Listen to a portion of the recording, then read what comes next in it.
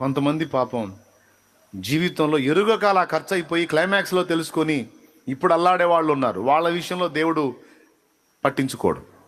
ఎందుకంటే క్లైమాక్స్లోనే తెలుసుకున్నారు ఆయన్ని.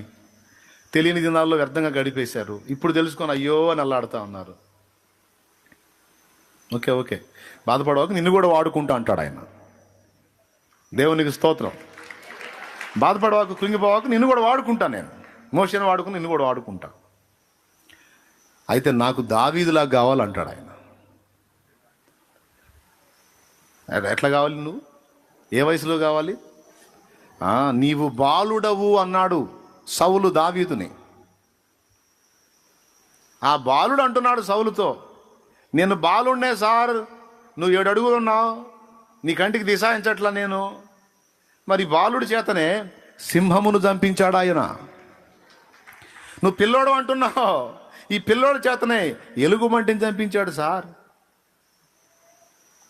ఇక్కడ ఫైట్ చేసేది బాలుడు కాదు సార్, పిల్లోడు కాదు సార్, ఈ పిల్లోడిని ఆవరించున్నాడే ఆయన సార్ యుద్ధం చేసేది. యుద్ధం ఆయనదే. ఇక్కడ ఇద్దరు బలంతో అవసరం. వాడెంత బలవంతుడో నాకు అనవసరం, నాకెంత బలం ఉందో కూడా నాకు అనవసరం. మళ్ళీ చెప్తున్నా, సమస్య ఎంత బలమైనదో నాకు అనవసరం. ఆ సమస్యను ఎదుర్కోవడానికి నాకు బలం ఉందా లేదా అన్నది కూడా నాకు అనవసరం. ఇంకోసారి చెప్పేద్దా? అర్థమైందా? ఇక్కడ వాడి బలంతో వాడి బలం నాకు గొప్ప కాదు. అలాగని వాడిని ఎదుర్కోవడానికి నాకు కూడా బలం ఉందని నా బలాన్ని బట్టి అతిశయపడ వీలు లేదు. నాకు బలం ఉన్నా లేకపోయినా అదంతా లెక్కలోది కాదు. నాకు బలం ఆయన. ఇప్పుడు ఆయన నా బలమైనప్పుడు ఇక నా ముందున్నాడు ఎంత బలవంతుడు అయితే మాత్రం ఏమైంది?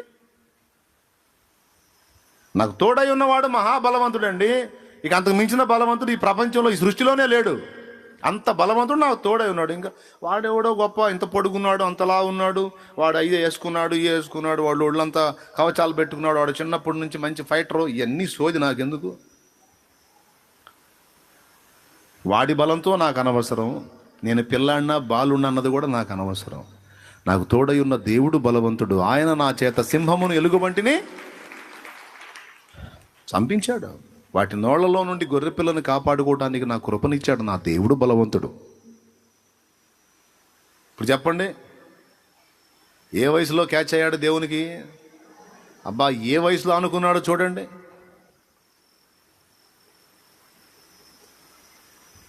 ఏడో వాడని ఒక చోట ఉంది, 8వ వాడని ఒక చోట ఉంది. దీని మీద పెద్ద మీమాంస. అయితే ఒకటైతే నిజం, అందరికంటే ఆఖరోడు కుటుంబంలో. అందరి పెత్తనం అతని మీదే. తృణీకరింపబడిన వాడు, వేరే వాటి పనులకు పనికిరాడని గొర్రెలకు పంపబడ్డాడు అనుకుందాం. అలాంటి వాడిని దేవునితో అతడు లింక్ అయిన కారణం చేత అయ్యాడా లేదా? దావీదు అన్నలు ఎక్కువగా దేవునితో కనెక్ట్ అయ్యారా? దావీదు అయ్యాడా?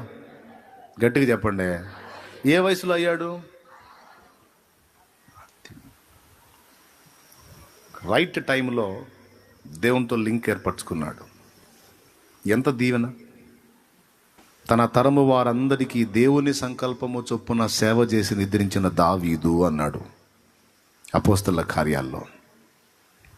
తన తరము వారు మొత్తానికి కూడా దేవుని సంకల్పం ఏంటో తెలుసుకొని ఆ సంకల్ప ప్రకారం సేవ చేసి నిద్రించాడట దావీదు. అందుకే దేవుడు దావీదు కుమారుడు అనిపించుకోవడానికి ఇష్టపడ్డాడు యేసయ్య. లోకమంతా చూచి నన్ను ఏడిపించిన, జాలితో నన్ను చేరదీసిన, లోకమంతా చూచి నన్ను ఏడిపించిన, జాలితో నన్ను చేరదీసిన, ఒంటరినయ్య నా తోడు నిలువవా, ఒంటరినయ్య నా తోడు నిలువవా, దావీదు కుమారుడా నన్ను దాటిపోకయ్యా, నజరేతు వాడ నన్ను విడిచిపోకయ్యా, దావీదు కుమారుడా నన్ను దాటిపోకయ్యా, నజరేతు వాడ నన్ను విడిచిపోకయ్యా, నీవు తప్ప నాకీ లోకంలో ఎవరున్నారయ్యా, నీకు తప్ప నాలో ఎవరికి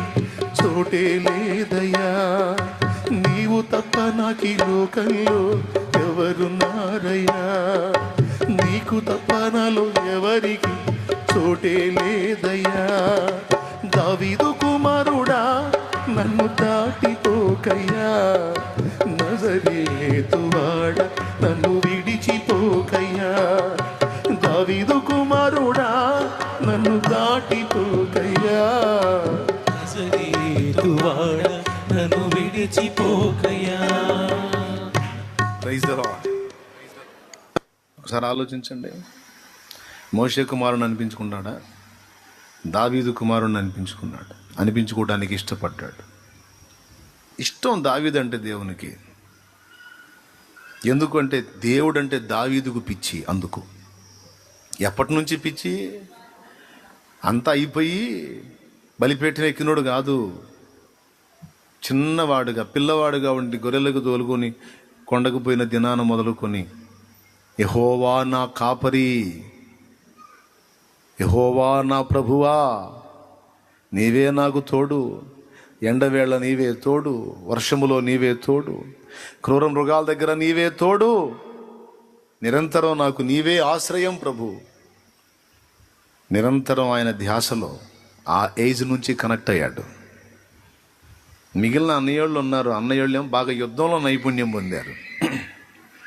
కత్తి తిప్పటం, ఈటి విసరటం, బాణం కొట్టడం, ఎక్సెట్రా ఎక్సెట్రా. మరి సైనికులు చేసేగా నేర్చుకునేది. వాళ్ళు అందులో పనోళ్ళు అయ్యారు, అందులో ప్రావీణ్యం పొందితే ఇతడు భక్తిలో ప్రావీణ్యత పొందాడు. వారేమో ప్రపంచ నటనలో ప్రావీణ్యం పొందారండి, ఈయనేమో ప్రభుతో జీవితంలో ప్రావీణ్యం పొందాడు. ఏది ప్రావీణ్యం, ఏది రాజు చేసిందో చూడండి ఇక మీరు.